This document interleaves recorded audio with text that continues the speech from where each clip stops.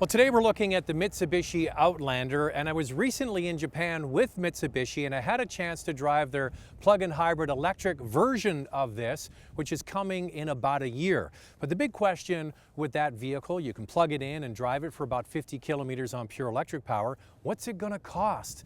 And really at the end of the day, when families sit around and talk about what vehicle they're going to buy, they have a budget per month, and that's where a vehicle like this fits in. Now, what makes the Outlander unique is it's one of only two vehicles in the compact class that offers 3 rows of seats and seating for 7 people. The other is the Nissan Rogue, and soon to come will be a third entry, which will be the Volkswagen Tiguan. But right now, that's one of the things that makes this vehicle unique. It's a little bit bigger than most compact utilities in order to fit that third row of seats in there. It's not standard, it is optional, but it is there if you need it. I think that the package that they have on this trim level for $3,200 is kind of worth it because you get the 18-inch wheels, even on the 4-cylinder model. So it looks like the more expensive V6 without having to spend all of the money. So the vehicle you see here is the ES, and it starts at just over $30,000. You have the bigger wheels, as I mentioned. You get the glass sunroof, the third row of seats that's probably great for resale value, satellite radio.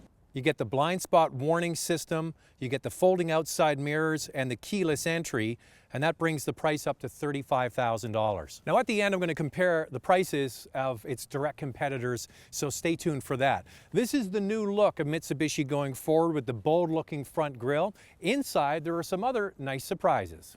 Now, in order to get the 3 row of seats in the previous model, you had to opt for the V6. That's one of the big changes now, is that you can get it with the base 4-cylinder. We'll get into the driving in a moment. Now, let's not kid ourselves. This is a vehicle for somebody that needs that third row of seats to take an extra kid to soccer or hockey practice in a pinch, and that's really what it is. It's a pinch. The third row of seats really are quite tight. You have to slide the second row of seats forward, but it's there because you do need the safety belts and everything to take those extra kids. So if you need that option once in a while, it definitely is there. Now, the package that has that third row of seats, the premium package, also shows a really nice looking 8-inch screen. The reversing camera gives you the backup and the around view and is very nice and clear, and the detail is good. I've talked about Mitsubishi and the interior of their cars in the past, and I think they do a better job than many of the competitors. The piano black finish, the dual climate control here. You also get nice soft touch materials on the dash and the doors and contrasting faux wood. It actually looks quite upscale. And when you look at some of its competitors, the dashes are starting to look a little bit dated, and this does look good. Also, the console in the center is quite low, and it offers a sort of a wide and open feel. You can get big cups in there. This trim gets the heated steering wheel and heated seats, so it's very nicely equipped. You don't, however, get the big panoramic roof in the top, but you do get a sunroof. Also in this premium package, you get leather seats, and in some of the competition, leather isn't even available. So let's take it for a drive, and it's quite surprising what this 2.4 liter can do. So the Outlander is sold in 3 basic configurations. Front-wheel drive 4-cylinder, that's the price point leader. Then you get the 4-cylinder all-wheel drive, or all-wheel control as they call it with Mitsubishi, and then the V6 version of that. Now, historically, Canadians, which is kind of contrary to what we usually buy in the market with competitors, went for the 6-cylinder. And that was because you had to buy the 6-cylinder in order to get the third row of seats. Now that's not the case. You can get this version here, which has the 4-cylinder.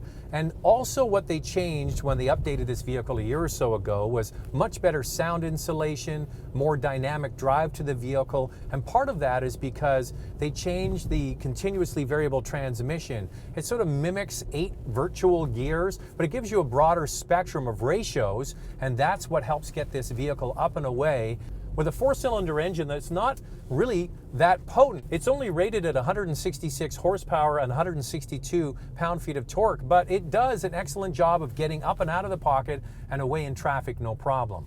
I've actually quite enjoyed driving this. I actually texted the person that delivered this car and I said, is this the 4-cylinder or the 6-cylinder? I was surprised by how responsive it was. So I have no problem recommending this 4-cylinder now over the V6. Before it was the other way around. The 4-cylinder wasn't that good. It was V6 all day long. But the advantage to having the smaller engine is also improved fuel economy. It's rated at 9.8 liters per 100 kilometers in the city and just 8.1 on the highway. So is there a reason to maybe get the 3-liter V6? Well, towing capacity is one. It can tow up to 3,000 pounds. And if you're doing a lot of highway driving and passing on the highway, that might be the one to get. But for everyday commuting, this 4-cylinder is doing a very, very good job. You get blind spot warning with this extra package, the premium package on this trim. However, to get all of the advanced safety features in comparison to, say, the standard equipment on the RAV4 and the optional equipment on the Honda CR-V, you have to get the top model. So it's a step behind in advanced safety, but everything else is right up to par. So this Outlander comes very nicely equipped. You get the big 18-inch wheels, you get heated steering wheel, heated seats, nice looking screen on the inside. It's got blind spot warning. It's got a lot of features. It doesn't have a power liftgate at this price point, and it doesn't have the advanced safety features you would get on, say, the CR-V. That's on the top GTS trim level. That's at $38,000. But this vehicle is getting set for a refresh. Probably when that electric vehicle comes, it'll have a slightly different look. But there is value here. If you want to get a Honda CR-V with leather, it's $35,000. You can't get a third row of seats. If you want to get a Nissan Rogue with 3 rows of seats, it's roughly the same price at $35,000. By the way, the Toyota RAV4 doesn't even offer real leather seats. The Outlander, it's often a vehicle that flies under the radar, but if you need that third row in a pinch every once in a while for kids, check this vehicle out.